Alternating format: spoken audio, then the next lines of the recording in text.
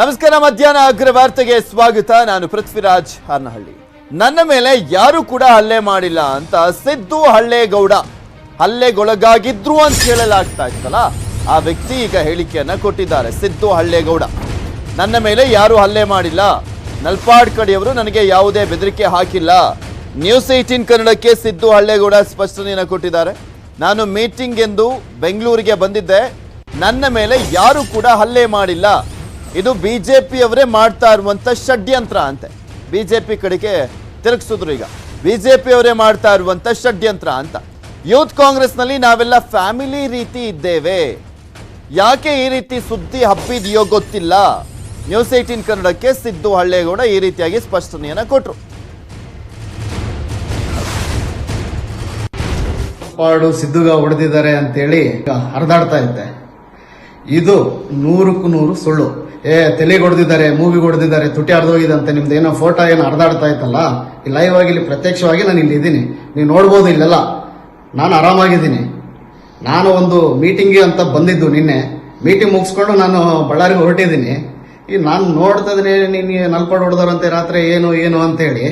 ಅದು ಸತ್ಯಕ್ಕೆ ದೂರವಾದ್ದು. ಇದು ಹೇಳ್ಬೇಕಂದ್ರೆ ಎಲ್ಲರೂ ನನ್ನ ಫ್ಯಾಮಿಲಿಯಿಂದ ಫೋನ್ ಮಾಡಿ ಏನು ಅಡ್ಮಿಟ್ ಆಗಿ ಹಾಸ್ಪಿಟ್ಲಲ್ಲಿ ಏನು ಏನು ಅಂತ ನಾನು ವಿಡಿಯೋ ಕಾಲ್ ಮಾಡಿ ಎಲ್ಲರಿಗೂ ತೋರ್ಸೋದಾಗೈತೆ. ಕಂಟಿನ್ಯೂ ವಿಡಿಯೋ ಕಾಲ್ ಮಾಡ್ತಾ ಇದ್ದೀನಿ. ಇದು ಬಿಜೆಪಿ ಏನ್ ಮಾಡ್ತದಲ್ಲ ಷಡ್ಯಂತ್ರ ಇದು. ಇಲ್ಲಿ ನಾವು ಯೂತ್ ಕಾಂಗ್ರೆಸ್ ಫ್ಯಾಮಿಲಿ, ನಾವೆಲ್ಲ ಅಣ್ಣ ತಮ್ಮದಿದ್ದಂಗಿದ್ದೀವಿ, ಒಂದು ಫ್ಯಾಮಿಲಿ ತರ ನಾವಿದ್ದೀವಿ. ಇಲ್ಲಿ ಯಾವುದೇ ಆ ತರ ಘಟನೆ ನಡೆದಿಲ್ಲ. ಇದು ಎಲ್ಲ ಅದು ಏನು ಹರಿದಾಡ್ತಾ ಇತ್ತಲ್ಲ, ಬರೀ ಊಹಾಪೋಹ. ನಮ್ಮ ಫ್ಯಾಮಿಲಿಯಿಂದ ಎಲ್ಲರೂ ಭಯ ಬಿದ್ದು ನನ್ನ ಮನಸ್ಸಿಗೆ ಮತ್ತೆ ನಮ್ಗೆಲ್ಲ ಧಕ್ಕೆ ಆಗ್ತಾ ಐತೆ. ನಲ್ಪಾಡು ಸಿದ್ದುಗ ಹೊಡೆದಿದ್ದಾರೆ ಅಂತೇಳಿ. ಇದೇ ಕುರಿತಂತೆ ಹೆಚ್ಚಿನ ಡೀಟೇಲ್ಸ್ ಅನ್ನ ನೀಡ್ತಾರೆ ನಮ್ಮ ಪ್ರತಿನಿಧಿ ಶರಣು ಹಂಪಿ. ದೂರವಾಣಿ ಸಂಪರ್ಕದಲ್ಲಿ ಜಾಯ್ನ್ ಆಗ್ತಾ ಇದ್ದಾರೆ. ಶರಣು ಹಂಪಿ, ರಾಜಕೀಯ ನಾಯಕರು ಉಲ್ಟಾ ಹೇಳಿಕೆ ಕೊಡೋದು, ಅದಾದ್ಮೇಲೆ ಏನು ಆಗೇ ಇಲ್ಲ ಅಂತ ಯೂಟರ್ನ್ ಹೊಡೆಯೋದು, ಇದ್ಯಾವುದು ಕೂಡ ಹೊಸದಲ್ವೇ ಅಲ್ಲ. ಇದು ಮತ್ತೊಂದು ರೀತಿಯಾದಂಥ ಪ್ರಕರಣ ಅಂತ ನಾವು ಕನ್ಸಿಡರ್ ಕೂಡ ಮಾಡ್ಲಿಕ್ಕೆ ಆಗೋದಿಲ್ಲ. ಯಾಕೆಂದ್ರೆ ಈ ರೀತಿಯಾಗಿ ಉಲ್ಟಾ ಹೇಳಿಕೆಗಳು, ಯೂಟರ್ನ್ ಹೊಡೆದಿರುವಂಥದ್ದನ್ನ ಸಾಕಷ್ಟು ನೋಡಿದೀವಿ. ಈಗ ಫೈನಲಿ ಈಗ ಸಿದ್ದು ಹಳ್ಳೇಗೌಡ ಹೇಳಿಕೆಯನ್ನ ಗಮನಿಸ್ತಾ ಇದ್ರೆ ರಾಜಿ ಆಗಿದೆ ಅನ್ನುವಂಥ ಸ್ಪಷ್ಟವಾಗಿ ಗೊತ್ತಾಗ್ತಾ ಇದೆ ಅಷ್ಟೇ.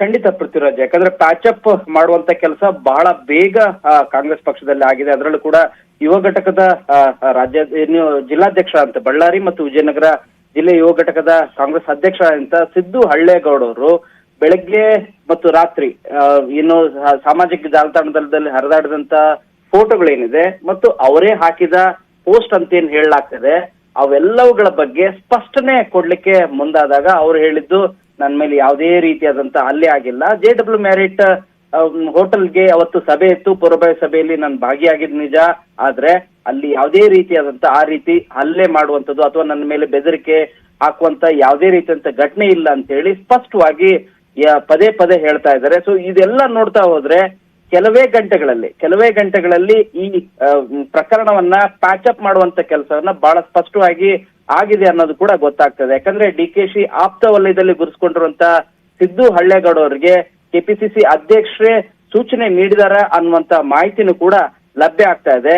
ಈ ಕಾರಣಕ್ಕಾಗಿ, ಯಾಕಂದ್ರೆ ನಲಪಾಡ್ ಅವರ ವಿರುದ್ಧ ಈ ಹಿಂದೆನೂ ಕೂಡ ಹಲ್ಲೆ ಮಾಡಿದಂತ ಆರೋಪಗಳಿತ್ತು. ಆಕ್ಚುಲಿ ಒಂದು ಈ ವಿಚಾರದಲ್ಲಿ ಆಕ್ಚುಲಿ ನಿನ್ನೆ ಆಗಿರುವಂತ ಘಟನೆ ವಿಚಾರಕ್ಕೆ ಸಂಬಂಧಪಟ್ಟಂತೆ ನೋಡೋದಾದ್ರೆ, ನಾನು ಅದನ್ನೇ ಹೇಳ್ತಾ ಇದ್ದೆ ಪಟೇಲ್ರಿಗೂ ಕೂಡ ಅವಾಗಲೇ ಮಾತಾಡ್ಬೇಕಾದ್ರೆ, ಏನ್ ಮೆಸೇಜ್ ಪಾಸ್ ಆಗ್ಬೇಕಾಗಿತ್ತು, ಹೊರಗಡೆ ಏನ್ ಬಿಂಬಿಸ್ಬೇಕಾಗಿತ್ತು, ಯಾರು ಹಲ್ಲೆ ಮಾಡಿದ್ದಾರೆ, ಯಾರ ಬೆಂಬಲಿಗರು ಹಲ್ಲೆ ಮಾಡಿದ್ದಾರೆ, ಅದು ಯಾವ ರೀತಿಯಾದಂಥ ಮೆಸೇಜ್ ಹೊರಗಿನ ಜಗಕ್ಕೆ ಪಾಸ್ ಆಗಬೇಕಾಗಿತ್ತು, ಅದು ಕ್ಲೀನಾಗಿ ಪಾಸ್ ಆಯಿತು. ಈಗ ಅದನ್ನ ಸಮರ್ಥನೆ ಮಾಡ್ಕೊಂಡ್ರೇನು, ಪ್ರಕರಣಕ್ಕೆ ಅಂದರೆ ಪೊಲೀಸ್ಗೆ ಕಂಪ್ಲೇಂಟ್ ಕೊಟ್ರೇನು, ಏನೂ ಆಗಬೇಕಾಗಿಲ್ಲ. ಈಗ ಮೆಸೇಜ್ ಏನು ಹೋಗ್ಬೇಕಾಗಿತ್ತು, ಪಾಸ್ ಆಯ್ತು ಅಷ್ಟೇ. ಇದು ಹಾವು ಸಾಯಿಲ್ಲ, ಕೋಲು ಮುರಿಲ್ಲ ಅನ್ನೋ ರೀತಿಯಾದಂತ ಸಿಚುವೇಶನ್. ಯಾಕಂದ್ರೆ ಏನ್ ಮೆಸೇಜ್ ಪಾಸ್ ಆಗ್ಬೇಕಾಗಿತ್ತು ಅದು ಮೆಸೇಜ್ ಪಾಸ್ ಆಯ್ತು.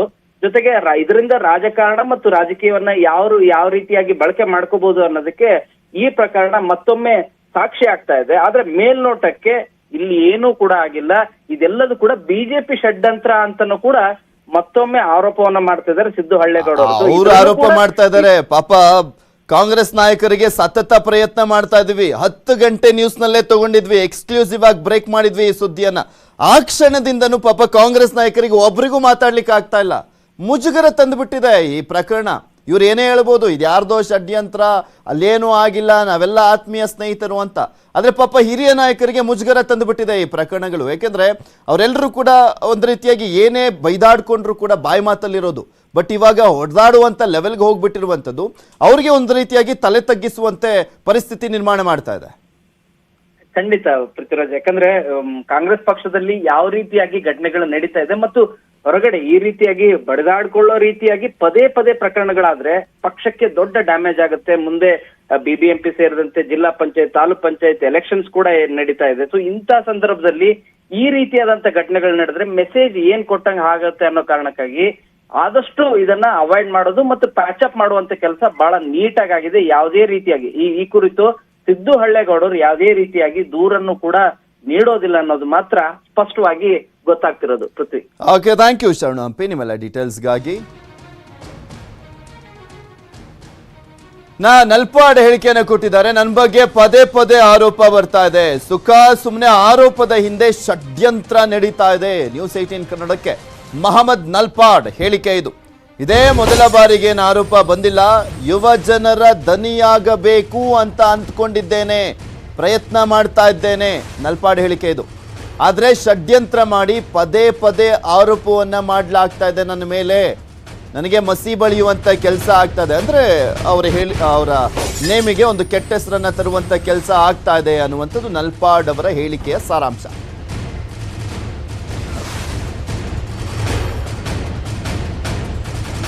ನನಗೆ ಬೆಳಗ್ಗೆ ಎದ್ದು ನಾನು ಬಂದು ಈ ವಾಟ್ಸಪ್ ನೋಡಿದಾಗ ಯಾರೋ ಸ್ವಲ್ಪ ಜನ ಇದನ್ನು ಕಳಿಸಿದ್ರು. ನಿನ್ನೆ ನಾವು ಮಧ್ಯಾಹ್ನ ಒಂದು ಪೂರ್ವಭಾವಿ ಸಭೆ ಸೇರಿರೋದು 100% ಭಾಗ ನಿಜ. JW ಮ್ಯಾರಿಯಟಲ್ಲಿ ನಾವು ಸೇರಿದ್ವಿ. ನಾವು ಎಲ್ಲರೂ ಕೂಡ 37 ಜಿಲ್ಲೆಯಿಂದ ಎಲ್ಲ ಜಿಲ್ಲಾಧ್ಯಕ್ಷರು ಬಂದಿದ್ದರು. ಅವರೆಲ್ಲ ಸೇರಿ ನಾವು ಹೆಂಗೆ ಮಾಡಬೇಕು, ಹೆಂಗೆ ಮುಂದೆ ತೊಗೊಂಡೋಗ್ಬೇಕು, ಏನು ಕಾರ್ಯಕ್ರಮ ಮಾಡಬೇಕು ಅಂತ ಒಂದು ಡಿಸ್ಕಷನ್ ಆಯಿತು. ಮತ್ತು ಸಾಯಂಕಾಲ ಇವರೆಲ್ಲ ಹುಡುಗರು ಏನೋ ಸೇರಿದ್ರು, ಒಂದು ಕಡೆ ಎಲ್ಲೋ ಊಟಕ್ಕೆ ಸೇರಿದ್ರು. ರಾತ್ರಿ 9 ಗಂಟೆಗೆ ನಾನು ಹೋಗಿ 9:10ಕ್ಕೆ 9:20ಕ್ಕೆ ನಾನು ಅಲ್ಲಿಂದ ಹೊರಟಿದ್ದೀನಿ. ಅಲ್ಲಿ ಯಾವುದೇ ಅಂಥ ಒಂದು ಘಟನೆ ನಡೆದಿಲ್ಲ. ನಾನು ಇರುವಾಗಂತೂ ನಡೆದೇ ಇಲ್ಲ. ನನಗೆ ಅಂತ ಅಲ್ಲೇ ಆಗಿರೋ ಬಗ್ಗೆ ಯಾವುದೇ ಒಂದು ಮಾಹಿತಿ ಇಲ್ಲ. 2, ಸಿದ್ದು ಅವ್ರ ಹತ್ರ ಮಾತಾಡಿರೋದ್ರಲ್ಲಿ ಹಂಗಾಗಿಲ್ಲ ಅಂತ ಅವರು ಕೂಡ ಹೇಳ್ತಾ ಇದ್ದಾರೆ. ನಾನು ಇವಾಗ ಹೇಳೋದು ಇಷ್ಟೇ, ಅಲ್ಲಿರುವಂಥ CCTV ಫುಟೇಜನ್ನು ನೀವು ಪರಿಶೀಲನೆ ಮಾಡಿ. ನೀವು ಅಲ್ಲಿರುವಂಥ ನಾನು ಎಷ್ಟೊತ್ತಿಗೆ ಬಂದೆ ಅಂತ ನೀವು ನೋಡ್ಕೊಳ್ಳಿ. ಎಲ್ಲ ಪೊಲೀಸ್ ಅವ್ರ ಹತ್ರನೂ ಈ ಮಾಹಿತಿ ತೊಗೊಬೋದು. ನನ್ನ ಟವರ್ ಎಲ್ಲಿತ್ತು, ನಾನು ಎಲ್ಲಿದ್ದೆ, ಯಾರ ಜೊತೆ ಇದ್ದೆ, ಯಾರ ಜೊತೆ ಮಾತಾಡಿದೆ ಅನ್ನೋದು ಅವ್ರು ನೋಡ್ಬೋದು. ನೋಡ್ಕೊಳ್ಳಿ. ನಂದು ಏನಾದರೂ ತಪ್ಪಿದ್ರೆ ನೀವು ಅದಕ್ಕೆ ತಕ್ಕಂಥ ಶಿಕ್ಷೆ. ಬಟ್ ಪದೇ ಪದೇ ನಲ್ಪಾಡ್ ಹಿಂಗೆ ಮಾಡಿದ್ರು, ನಲ್ಪಾಡ್ ಅಲ್ಲಿ ಅಟ್ಯಾಕ್ ಮಾಡಿದ್ರು, ನಲ್ಪಾಡ್ ಇವ್ರಿಗೆ ಹೊಡೆದ್ರಂತೆ, ನಲ್ಪಾಡ್ ಇದು ಮಾಡಿದ್ರಂತೆ, ಪದೇ ಪದೇ ನನ್ನ ಮೇಲೆ ಹಿಂಗೆ ಆರೋಪ ಬರ್ತಾ ಇರುವಾಗ ನೀವು ಇದನ್ನು ಪಿಕ್ ಮಾಡ್ತಾ ಇರೋದು, ಈ ಯಾರು ಮಾಡ್ತಾ ಇದ್ದಾರೆ ಬೇಡದೇ ಇರೋರು ಅವ್ರಿಗೊಂದು ಆಪರ್ಚುನಿಟಿ ಕೊಟ್ಟಂಗೆ. ನನಗೂ ಅವ್ರಿಗೂ ಚೆನ್ನಾಗಿದೆ. ನಮ್ದಂತ ಯಾವುದೇ ಒಂದು ಹಿನ್ನೆಲೆ ಇದ್ದರೆ ನಾನು ಹೇಳ್ಬೋದಪ್ಪ ನನಗೂ ಅವ್ರಿಗೂ ಸರಿ ಇಲ್ಲ ಅಂತ. ಮಧ್ಯಾಹ್ನ ಜೊತೆ ಕೂತ್ಕೊಂಡು ಊಟ ಮಾಡಿದ್ದೀವಿ. ನಾನು ಎಲ್ಲ ನನ್ನ ಜಿಲ್ಲಾಧ್ಯಕ್ಷಗಳ ಜೊತೆ ತುಂಬ ಒಳ್ಳೆ ಒಂದು ಬಾಂಧವ್ಯನ ಇಟ್ಕೊಂಡು ಬಂದವನು. ಇದು ನೀವು ಅರ್ಥ ಮಾಡ್ಕೊಬೇಕಾಗಿರುವಂಥ ವಿಚಾರ ಏನಂದರೆ, ಈ ಹಲ್ಲೆ ಬಗ್ಗೆ ಅಲ್ಲ, ಪದೇ ಪದೇ ನಲ್ಪಾಡ್ ಮೇಲೆ ಯಾಕೆ ಆರೋಪ ಮಾಡ್ತಾ ಇದ್ದಾರೆ ಅದನ್ನ ಈ ಮೀಡಿಯಾ ಚಾನೆಲ್ಸ್ ತಗೊಳ್ತಾ ಇರೋದ್ರಿಂದ ಪದೇ ಪದೇ ಅವ್ರು ವಿನ್ ಆಗ್ತಾ ಇದ್ದಾರೆ. ಒಂದು ರೀಸನ್ ಇದೆ. ಎಲ್ಲ 2 ತಿಂಗಳು 3 ತಿಂಗಳು ಸೇರಿದಂಗೆ ಏನೋ ಒಂದು ವಿಚಾರ ನಮ್ಮ ಮೇಲೆ ತಗೊಂಡ್ಬಂದು ಏನೋ ಒಂದು ಗೂಬೆ ಕೂರ್ಸಂತದ್ದು ಆಗ್ತಾ ಇದೆ. ಯಾವುದೇ ಒಂದು ಪ್ರಕರಣ ಕೂಡ ನಾನು ಮಾಡಿದ್ದೀನಿ ಅಂತ ಇಲ್ಲಿ ತನಕ ಪ್ರೂವ್ ಆಗಿಲ್ಲ. ಯಾಕೆ ಬರೀ ಹೂವಪ್ಪುವ ನಲ್ಪಾಡ್ ಗಾಡಿ ಹೊಡೆದ, ನಲ್ಪಾಡ್ ಇಲ್ಲಿ ಹೋದ, ನಲ್ಪಾಡ್ ಹಿಂಗೆ ಮಾಡ್ದ, ನಲ್ಪಾಡ್ ಅಲ್ಲಿ ಹೋದ, ಅದನ್ನ ಬಿಟ್ಟು ನೀವು ಆ್ಯಕ್ಚುಲಿ ರಿಯಲ್ ಪ್ರಾಬ್ಲಮ್ಸ್ ಬಗ್ಗೆ ಮಾತಾಡಿ. ಹೋಮ್ ಮಿನಿಸ್ಟರ್ ರಿಯಾಕ್ಟ್ ಮಾಡ್ತಾರೆ ಅಂತೆ, ನಲ್ಪಾಡು ಇಲ್ಲಿ ಸೇರಿದ್ರು, ಹಂಗಾಗಿತ್ತಂತೆ, ಹಿಂಗಾಗಿತ್ತು. ಪೊಲೀಸ್ ಅವ್ರ ಮೇಲೆ 2 ಜನದ ಮೇಲೆ ಕೇಸ್ ನಡೀತಾ ಇದೆಲ್ಲ, ಯಾವುದು ಗಾಂಜಾ ಮಾರಿದ್ದು, ಇದು ಮಾರಿದ್ದು, CM ಪ್ರೋಟೋಕಾಲ್, ಅದ್ರ ಬಗ್ಗೆ ಮಾತಾಡಿ ಹೋಮ್ ಮಿನಿಸ್ಟರ್ ಅವರು, ಅದ್ರ ಬಗ್ಗೆ ರಿಯಾಕ್ಷನ್ ಕೊಡಿ. ಯಾಕೆ ನಲ್ಪಾಡ್ ಬಗ್ಗೆ ಮಾತ್ರ ಅಷ್ಟೊಂದು ನಿಮಗೆ? ಇದ್ರ ಬಗ್ಗೆ ಮತ್ತಷ್ಟು ಡೀಟೇಲ್ಸ್ ಅನ್ನ ನೀಡ್ತಾರೆ ನಮ್ಮ ಪೊಲಿಟಿಕಲ್ ಬ್ಯೂರೋ ಮುಖ್ಯಸ್ಥರಾಗಿರುವಂತೆ ಚಿದಾನಂದ್ ಪಟೇಲ್ ನಮ್ಮ ಜೊತೆ ದೂರವಾಣಿ ಸಂಪರ್ಕದಲ್ಲಿ ಜಾಯ್ನ್ ಆಗ್ತಾ ಇದ್ದಾರೆ. ಚಿದಾನಂದ್ ಪಟೇಲ್, ರಾಜಕೀಯ ನಾಯಕರ ಮಾತುಗಳಲ್ಲಿ ಏನಾದರೂ ಸತ್ಯ ಎಕ್ಸ್ಪೆಕ್ಟ್ ಮಾಡಿಬಿಟ್ರೆ ಅದೇ ಒಂದು 8ನೇ ಅದ್ಭುತ ಆಗ್ಬಿಡುತ್ತೆ ಈಗಿನ ಕಾಲದಲ್ಲಿ ನಾವು ಗಮನಿಸ್ತಾ ಇದ್ರೆ. ಮತ್ತೊಂದು ಕಡೆ ಇನ್ನೊಂದು ಮಾತಿದೆ, ಕಾಂಗ್ರೆಸ್ ಪಕ್ಷಕ್ಕೆ ಬೇರೆ ಯಾವುದೋ ಪಕ್ಷದವರು ಶತ್ರುಗಳಾಗೋದು ಬೇಡ, ಕಾಂಗ್ರೆಸ್ನಲ್ಲಿರುವಂಥವರೇ ಶತ್ರುಗಳು. ಆ ಮಾತುಗಳು ಆಲ್ಮೋಸ್ಟ್ ಸಾಕಷ್ಟು ಬಾರಿ ನಿಜ ಆಗ್ಬಿಟ್ಟಿದೆ. ಅದಕ್ಕೊಂದು ಎಕ್ಸಾಂಪಲ್ ಈ ಒಂದು ಪ್ರಕರಣ. ಮತ್ತೊಂದು ಕಡೆ ನಲ್ಪಾಡ್ ಅವರ ಹೇಳಿಕೆಯನ್ನು ಗಮನಿಸ್ತಾ ಇದ್ರೆ ಗೃಹ ಸಚಿವರು ಹೇಳ್ತಾ ಇರುವಂಥದ್ದೇ ಸುಳ್ಳು ಅನ್ನುವ ರೀತಿಯಲ್ಲಿ ಸಮರ್ಥನೆ ಮಾಡಿಕೊಳ್ಳುವ ಮಾತುಗಳನ್ನು ಆಡ್ತಾ ಇರುವಂಥದ್ದು. ಈ ಕಾಂಗ್ರೆಸ್ ಪಕ್ಷದಲ್ಲಿ ಏನ್ ಡೆವಲಪ್ಮೆಂಟ್ ಆಗ್ತದೆ ಈ ಪ್ರಕರಣಕ್ಕೆ ಸಂಬಂಧಪಟ್ಟಂತೆ? ಪೃಥ್ವಿರಾಜ್ ಹಾರನಹಳ್ಳಿ ಈಗಾಗಲೇ ನಲ್ಪಾಡ್ ಸಹಚರ ಹಲ್ಲೆ ಮಾಡಿರುವಂತದ್ದು. ಹಲ್ಲೆ ಆಗಿರುವಂತ ಸಿದ್ದು ಹಳ್ಳೇಗೌಡ ಕೂಡ ಯುವ ಕಾಂಗ್ರೆಸ್ನ ಗ್ರೂಪ್ ನಲ್ಲಿ ಕೂಡ ಹಲ್ಲೆ ಬಗ್ಗೆ ಮೆಸೇಜ್ ಅನ್ನ ಹಾಕಿರುವಂತದ್ದು. ಮತ್ತೊಂದು ಕಡೆ ಫೋಟೋಸ್ಗಳು ಕೂಡ ನಮ್ಮ ಕಣ್ಣು ಮುಂದೆ ಸಾಕ್ಷಿ ಆಗಿರುವಂತದ್ದು. ಆದ್ರೆ ಎಲ್ಲೊಂದ್ ಕಡೆ ಸಿದ್ದು ಹಳ್ಳೇಗೌಡ ಬಳ್ಳಾರಿ ಗ್ರಾಮೀಣ ಭಾಗದ ಯುವ ಕಾಂಗ್ರೆಸ್ ಅಧ್ಯಕ್ಷ ಆಗಿರುವಂತನು ನಲ್ಪಾಡ್ ರವ್ರನ್ನ ಪ್ರದೇಶ ಕಾಂಗ್ರೆಸ್ ಸಮಿತಿ ಅಧ್ಯಕ್ಷ ಡಿ ಕೆ ಶಿವಕುಮಾರ್ ಪುಷ್ ಮಾಡ್ತಿದ್ದಾರೆ. ಅವರನ್ನ ಪ್ರದೇಶ ಕಾಂಗ್ರೆಸ್ ಸಮಿತಿ ಅವರನ್ನ ಅಧ್ಯಕ್ಷನಾಗಿ ಮಾಡ್ಲಿಕ್ಕೆ ಎಲ್ಲಾ ರೀತಿಯ ಪ್ರಯತ್ನ ಮಾಡ್ತಿದ್ದಾರೆ. ಈಗಾಗಲೇ ರಕ್ಷಾ ರಾಮಯ್ಯ ವರ್ಸಸ್ ನಲ್ಪಾಡ್ ಇರುವಂತದ್ದು. ರಕ್ಷಾ ರಾಮಯ್ಯರವ್ರನ್ನ ಕೆಳಗಿಳಿಸಿ ನಲ್ಪಾಡ್ ರವ್ರನ್ನ ಯುವ ಕಾಂಗ್ರೆಸ್ ರಾಜ್ಯಾಧ್ಯಕ್ಷನ ಮಾಡ್ಬೇಕನ್ನೋದು ಡಿ ಕೆ ಶಿವಕುಮಾರ್ ಅಂಡ್ ಟೀಮ್ ನ ಉದ್ದೇಶ ಆಗಿರುತ್ತೆ. ಹಾಗಾಗಿ ನಲ್ಪಾಡ್ ಮೇಲೆ ಈ ಸಂದರ್ಭದಲ್ಲಿ ಹಲ್ಲೆ ಕೇಸನ್ನು ಮತ್ತೆ ಫಿಕ್ಸ್ ಆದ್ರೆ ಸಿದ್ದರಾಮಯ್ಯ ಮತ್ತು ಅವರ ಗ್ಯಾಂಗ್ ವಿರೋಧ ಮಾಡುತ್ತೆ ಅನ್ನೋದು ಕೆಪಿಸಿಸಿ ಅಧ್ಯಕ್ಷ ಡಿ ಕೆ ಶಿವಕುಮಾರ್ ಅವರ ಅಭಿಪ್ರಾಯ ಆಗಿರುವಂತ. ಹಾಗಾಗಿ ಈ ಪ್ರಕರಣವನ್ನ ಸುಖಾಂತ್ಯಗೊಳಿಸುವಂತದ್ದು ನಲ್ಪಾಡ್ ಮತ್ತು ಹಲ್ಲೆಗೊಳಗಾಗಿರುವಂತ ಸಿದ್ದು ಹಳ್ಳೇಗೌಡ ನಡುವೆ ರಾಜಿ ಪಂಚಾಯತಿ ಮಾಡುವಂಥದ್ದು. ಈಗಾಗಲೇ ಸಿದ್ದು ಹಳ್ಳೇಗೌಡ ಅವರಿಗೆ ಡಿ ಕೆ ಶಿವಕುಮಾರ್ ಮತ್ತು ಅವರ ಆಪ್ತರೆಲ್ಲರೂ ಕೂಡ ಕರೆ ಮಾಡಿ ಯಾವುದೇ ಕಾರಣಕ್ಕೂ ಪೊಲೀಸ್ ದೂರು ಕೊಡಬಾರ್ದು ಮತ್ತು ಪತ್ರಿಕಾ ಹೇಳಿಕೆ ಕೊಡಬಾರ್ದು ಅಂತೇಳಿ ಸೂಚನೆ ಕೊಟ್ಟಿರುವ ಹಿನ್ನೆಲೆಯಲ್ಲಿ ಒದೆ ತಿಂದು ಎಲ್ಲ ಒಂದ್ ಕಡೆ ಅವಮಾನ ಆಗಿದ್ರು ಕೂಡ ಸಿದ್ದು ಹಳ್ಳೇಗೌಡ ನನಗೇನು ಆಗಿಲ್ಲ ಅಂತೇಳಿ ಈಗಾಗಲೇ ಏನು ಸ್ಪಷ್ಟೀಕರಣ ಕೊಟ್ಟಿರುವಂತದ್ದು. ಮತ್ತೊಂದು ಕಡೆ ಅಲ್ಲೇ ನಡೆದಿಲ್ಲ ಅಂತೇಳಿ ನಲ್ಪಾಡ್ ಕೂಡ ಸಮರ್ಥನೆಗೆ ಮುಂದಾಗಿರುವಂತದ್ದು. ಈ ಎಲ್ಲರ ನಡುವೆ ಕಾಂಗ್ರೆಸ್ನ ಲಜ್ಜೆಗಡಿತನ ಜನರ ಮುಂದೆ ಸಾರ್ವಜನಿಕರ ಮುಂದೆ ಈಗ ಬಟಾ ಬಯಲಾಗಿರುವಂತದ್ದು Prithviraj Haranahalli. Okay, thank you Chidanand Patel ನಿಮ್ಮೆಲ್ಲ ಡೀಟೇಲ್ಸ್ಗಾಗಿ. ಸಿದ್ದು ಹಳ್ಳೇಗೌಡ ಮೇಲೆ ಹಲ್ಲೆ ಕೇಸ್ಗೆ ಸಂಬಂಧಪಟ್ಟಂತೆ ಹಲ್ಲೆ ಅಥವಾ ಗಲಾಟೆ ಬಗ್ಗೆ ಯಾವುದೇ ಮಾಹಿತಿ ಇಲ್ಲ ಅಂತ ಈಶಾನ್ಯ ವಿಭಾಗದ ಡಿಸಿಪಿ ಅನೂಪ್ ಶೆಟ್ಟಿ ಹೇಳಿಕೆಯನ್ನ ಕೊಟ್ಟಿರುವಂತದ್ದು. ಮಾಹಿತಿ ಬಂದ ತಕ್ಷಣ ಪ್ರಕರಣವನ್ನ ದಾಖಲು ಮಾಡ್ತೇವೆ, ಈವರೆಗೆ ನಮಗೆ ದೂರು ಬಂದಿಲ್ಲ. ಈಶಾನ್ಯ ವಿಭಾಗ ಡಿಸಿಪಿ ಆಗಿರುವಂತಹ ಅನೂಪ್ ಶೆಟ್ಟಿ ಹೇಳಿಕೆಯನ್ನ ಕೊಟ್ಟಿದ್ದಾರೆ.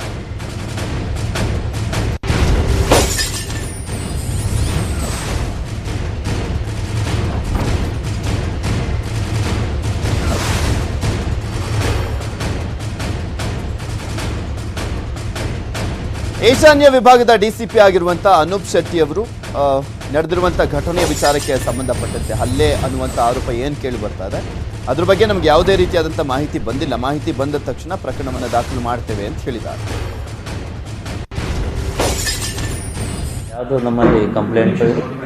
ಯಾವುದೇ ಕಂಪ್ಲೇಂಟ್ ನಮ್ಮಲ್ಲಿ ಸ್ವೀಕೃತವಾಗಿಲ್ಲ.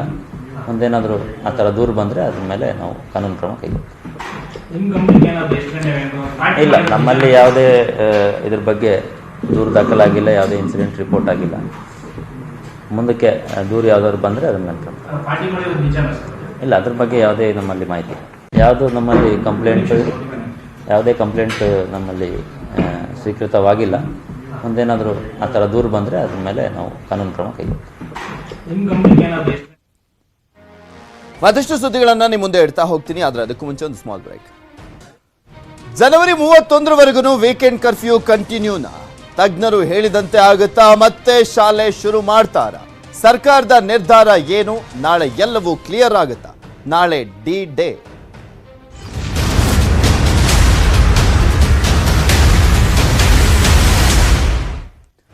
ನಾಳೆಯ ಸಭೆ ಬಳಿಕ ಟಫ್ ರೂಲ್ಸ್ ಬಗ್ಗೆ ನಿರ್ಧಾರವನ್ನ ಕೈಗೊಳ್ಳಲಾಗುತ್ತೆ. ಟಫ್ ರೂಲ್ಸ್ ಈಗಿರುವಂಥದ್ದನ್ನ ಕಂಟಿನ್ಯೂ ಮಾಡಬೇಕಾ ಅಥವಾ ಇನ್ನೂ ಟಫ್ ರೂಲ್ಸ್ಗಳನ್ನ ಕೈಗೊಳ್ಳಬೇಕಾ? ಹಾಗೆ ವೀಕೆಂಡ್ ಕರ್ಫ್ಯೂ ಇರಬೇಕಾ ಬೇಡವಾ? ಇದೆಲ್ಲದ್ರ ಬಗ್ಗೆನೂ ಕೂಡ ಸಮಗ್ರವಾಗಿ ನಾಳೆ ಮುಖ್ಯಮಂತ್ರಿಗಳ ನೇತೃತ್ವದಲ್ಲಿ ನಡೆಯಲಿರುವಂಥ ಸಭೆಯಲ್ಲಿ ಚರ್ಚೆಯನ್ನು ಮಾಡಲಾಗುತ್ತೆ. ಕೆಲವರು ವೀಕೆಂಡ್ ಕರ್ಫ್ಯೂಯನ್ನ ವಿರೋಧಿಸ್ತಾ ಇದ್ದಾರೆ. ಸ್ಪೆಷಲಿ ಸ್ವಪಕ್ಷದವರು ಅಂದ್ರೆ ಬಿಜೆಪಿ ಪಕ್ಷದವರೇ ವಿರೋಧವನ್ನ ಮಾಡ್ತಾ ಇರುವಂಥದ್ದು. ಅದರಲ್ಲೂ ಪ್ರಮುಖ ನಾಯಕರ ವಿರೋಧವನ್ನ ಮಾಡ್ತಾ ಇದ್ದಾರೆ.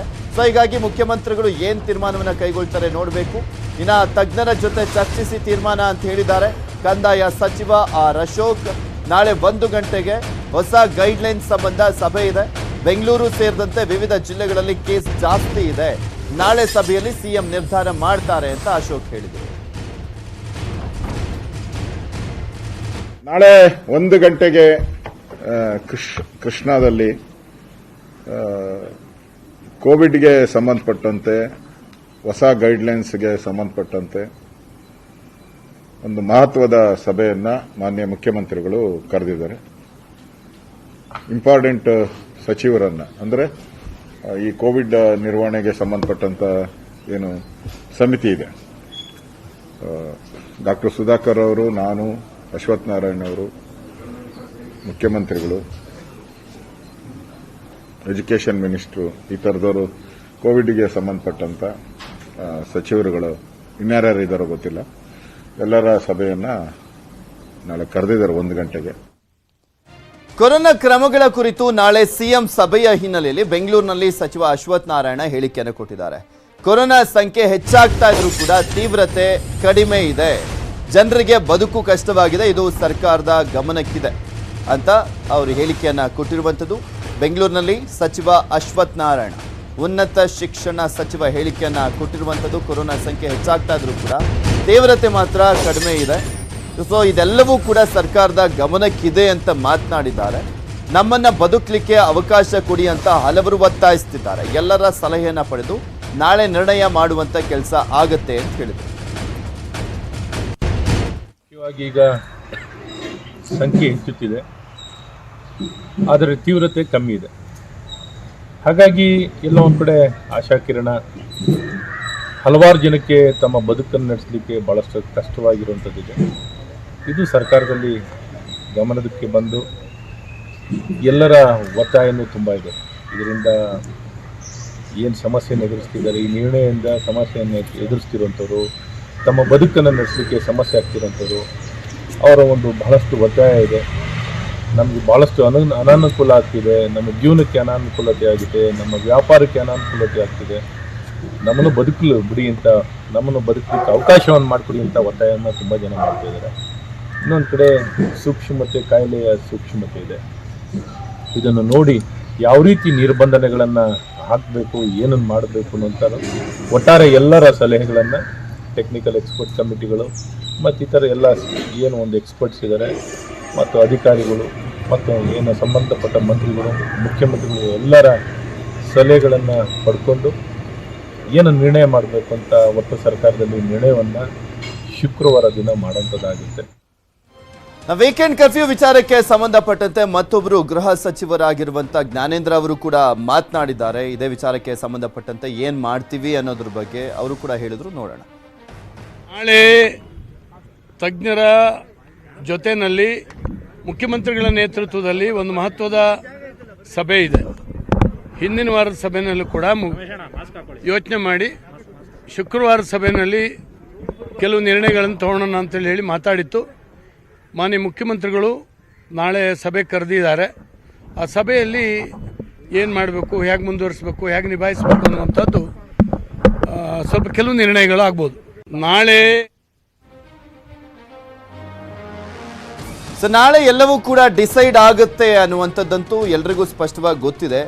ಇಲ್ಲಿ ಸಚಿವರುಗಳು ಕೂಡ ಹೇಳ್ತಾ ಇದ್ರು, ಅಂದರೆ ಎಲ್ಲೋ ಒಂದು ಕಡೆ ವೀಕೆಂಡ್ ಕರ್ಫ್ಯೂ ಅನ್ನ ಮೋಸ್ಟ್ ಪ್ರಾಬಬ್ಲಿ ರದ್ದು ಮಾಡುವಂತಹ ನಿರ್ಧಾರವನ್ನೇ ಕೈಗೊಳ್ಳಬಹುದು ಅಂತ ಕಾಣಿಸುತ್ತೆ. ಕೆಲವರ ಹೇಳಿಕೆಯನ್ನ ಗಮನಿಸ್ತಾ ಇದ್ದಾರೆ. ಯಾಕೆಂದ್ರೆ ಜನರೆಲ್ಲರೂ ಕೂಡ ಹೇಳ್ತಾ ಇದ್ದಾರೆ ಕಷ್ಟ ಆಗ್ತಾ ಇದೆ, ವೀಕೆಂಡ್ ಸಂದರ್ಭದಲ್ಲಿ ವೀಕೆಂಡ್ ಕರ್ಫ್ಯೂ ಅನ್ನ ತೆರೆದಿರುವಂಥದ್ದು ಸಾಕಷ್ಟು ಕ್ಷೇತ್ರಗಳಿಗೂ ಕೂಡ ಹೊಡೆತ ಬೀಳ್ತಾ ಇರುವಂಥದ್ದು ಸರ್ಕಾರದ ಗಮನಕ್ಕಿದೆ ಅಂತ ಹೇಳ್ತಾ ಇರುವಂಥದ್ದನ್ನ ಗಮನಿಸ್ತಾ ಇದ್ರೆ ಮೋಸ್ಟ್ ಪ್ರಾಬಬ್ಲಿ ಬಸವರಾಜ ಬೊಮ್ಮಾಯಿ ಅವರು ವೀಕೆಂಡ್ ಕರ್ಫ್ಯೂ ಅನ್ನ ರದ್ದು ಮಾಡೋದ್ರ ಬಗ್ಗೆನೇ ತೀರ್ಮಾನ ಮಾಡ್ತಾರಾ ಅನ್ನುವಂಥದ್ರ ಬಗ್ಗೆ ಸಾಕಷ್ಟು ಪ್ರಶ್ನೆಗಳಿದ್ದಾವೆ.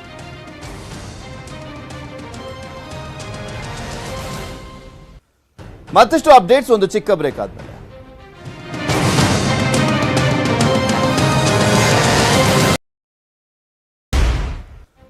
ನಾಳಿನ ಮುಖ್ಯಮಂತ್ರಿಗಳ ನೇತೃತ್ವದಲ್ಲಿ ನಡೀತಾ ಇರುವಂತಹ ಸಭೆ ಸಾಕಷ್ಟು ಕುತೂಹಲ ಕೆಡೆ ಮಾಡಿಕೊಟ್ಟಿದೆ. ಇದೆಲ್ಲದ್ರ ಬಗ್ಗೆ ಕಂಪ್ಲೀಟ್ ಆದಂತ ಡೀಟೇಲ್ಸ್ ಅನ್ನ ನೀಡ್ತಾರೆ ನಮ್ಮ ಪೊಲಿಟಿಕಲ್ ಬ್ಯೂರೋ ಮುಖ್ಯಸ್ಥರಾಗಿರುವಂತಹ ಚಿದಾನಂದ್ ಪಟೇಲ್. ನಮ್ಮ ಜೊತೆ ನೇರ ಸಂಪರ್ಕದಲ್ಲಿ ಜಾಯ್ನ್ ಆಗ್ತಾ ಇದ್ದಾರೆ.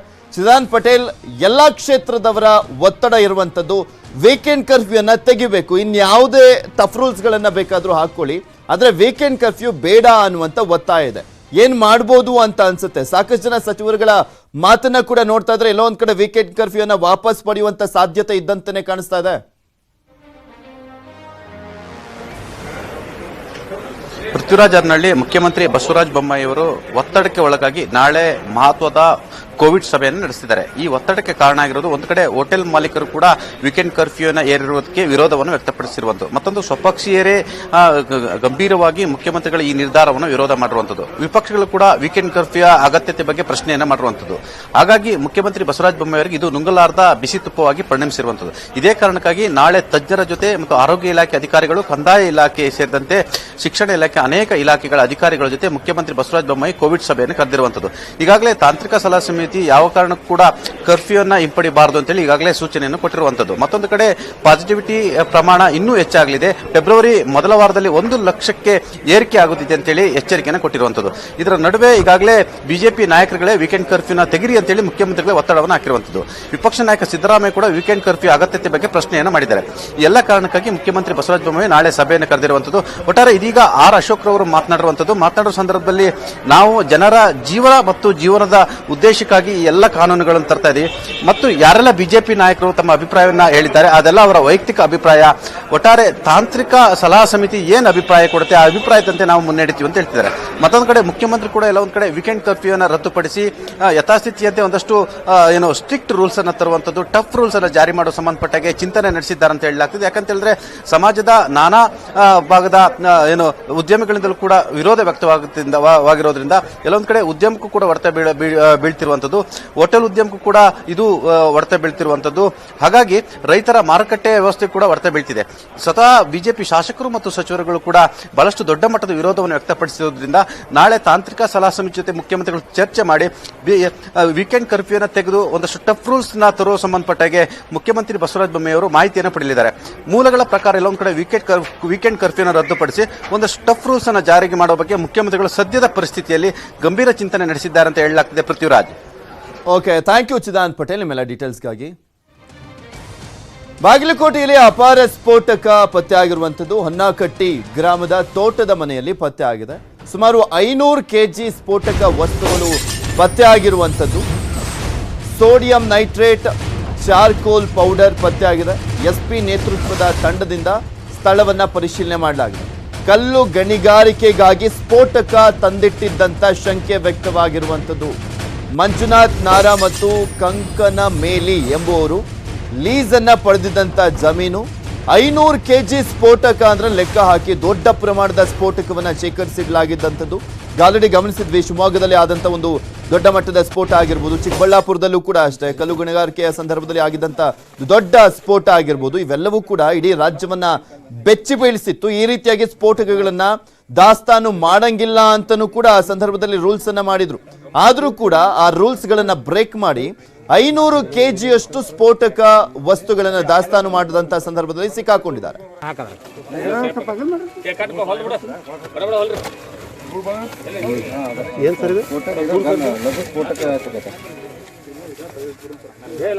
ಇದ್ರ ಬಗ್ಗೆ ಮತ್ತಷ್ಟು ಡೀಟೇಲ್ಸ್ ಅನ್ನ ನೀಡಿದ್ದಾರೆ ನಮ್ಮ ಬಾಗಲಕೋಟೆಯ ಪ್ರತಿನಿಧಿ ಮಂಜುನಾಥ್. ನೋಡ್ಕೊಂಬರೋಣ.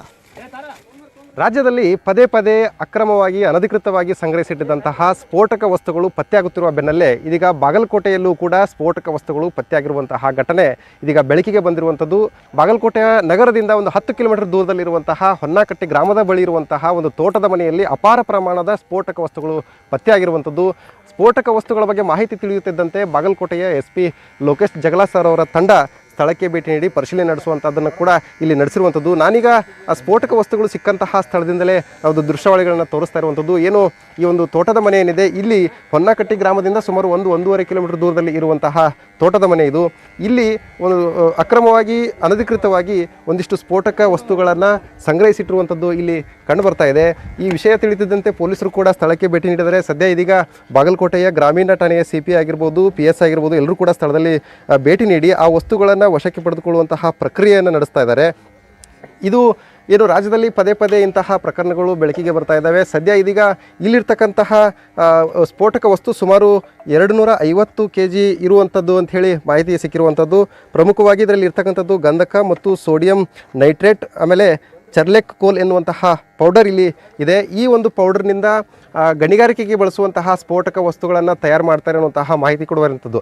ಸದ್ಯ ಈ ಎಲ್ಲವನ್ನು ಕೂಡ ಸ್ಯಾಂಪಲನ್ನು ತೆಗಿತಾ ಇರುವಂಥದ್ದನ್ನು ನೀವು ದೃಶ್ಯದಲ್ಲಿ ನೋಡ್ಬೋದು. ಈ ಒಂದು ಸ್ಯಾಂಪಲ್ ತೆಗೆದುಕೊಂಡಿರುವಂತಹ ವಸ್ತುಗಳನ್ನು ಲ್ಯಾಬ್ಗೆ ಕಳಿಸಿ ಬಳಿಕ ಅದನ್ನು ಪರಿಶೀಲನೆ ಮಾಡುವಂಥ ಪ್ರಕ್ರಿಯೆ ನಡೆಯುತ್ತೆ.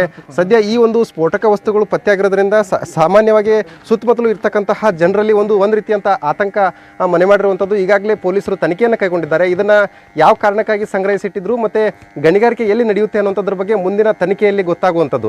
ಈಗ ಸದ್ಯಕ್ಕೆ ಇಬ್ಬರ ಹೆಸರು ಗೊತ್ತಾಗಿರುವಂಥದ್ದು.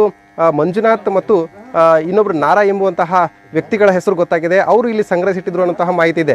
ಈ ಜಮೀನು ಹೊನ್ನಾಕಟ್ಟಿ ಗ್ರಾಮದ ರೈತರೊಬ್ಬರಿಗೆ ಸಂಬಂಧಪಟ್ಟಂತಹ ಜಮೀನು. ಅದನ್ನು ಲೀಸ್ಗೆ ಪಡೆದುಕೊಂಡಂತಹ ಏನು ಲೀಸ್ದಾರಿದ್ದಾರೆ ಅವರು ಈ ಒಂದು ತೋಟದ ಮನೆಯಲ್ಲಿ ಸುಮಾರು 250 kgಯಷ್ಟು ಸ್ಫೋಟಕ ವಸ್ತುಗಳನ್ನು ಸಂಗ್ರಹಿಸಿಟ್ಟಿದ್ದಾರೆ. ಯಾವ ಕಾರಣಕ್ಕಾಗಿ ಈ ವಸ್ತುಗಳನ್ನು ಇಲ್ಲಿ ಸಂಗ್ರಹಿಸಿಟ್ಟಿದ್ರು, ಅವ್ರ ಉದ್ಯೋಗ ಏನಾಗಿತ್ತು, ಗಣಿಗಾರಿಕೆ ಮಾಡ್ತಾ ಇದ್ರ ಅಥವಾ ಬೇರೆ ಯಾವುದಾದ್ರೂ ಉದ್ದೇಶ ಇತ್ತ ಅನ್ನೋದ್ರ ಬಗ್ಗೆ ಇನ್ನೂ ಕೂಡ ಯಾವುದೇ ಖಚಿತ ಮಾಹಿತಿ ಇಲ್ಲ. ಈ ಒಂದು ವಿಷಯ ತಿಳಿಯುತ್ತಿದ್ದಂತೆ ಸಾಕಷ್ಟು ಆತಂಕ ಮನೆ ಮಾಡಿರುವಂಥದ್ದು. ಪೊಲೀಸರು ಇದನ್ನ ತನಿಖೆ ಮಾಡ್ತಾ ಇದ್ದಾರೆ. ಮುಂದೆ ಇದರಿಂದ ಏನೆಲ್ಲ ವಿಷಯಗಳು ಹೊರಗೆ ಬರುತ್ತೆ ಅನ್ನೋದನ್ನ ನಾವು ಕಾದು ನೋಡಬೇಕಾಗಿದೆ. ಮಂಜುನಾಥ್ ತಳವಾರ್, ನ್ಯೂಸ್ 18 ಕನ್ನಡ, ಬಾಗಲಕೋಟೆ. ಇದು ಇವತ್ತಿನ ಮಧ್ಯಾಹ್ನ ಅಗ್ರವಾರ್ತೆ. ನೋಡ್ತಾರೆ ನ್ಯೂಸ್ 18 ಕನ್ನಡ. ಜಾಲ ನಮ್ಮದು.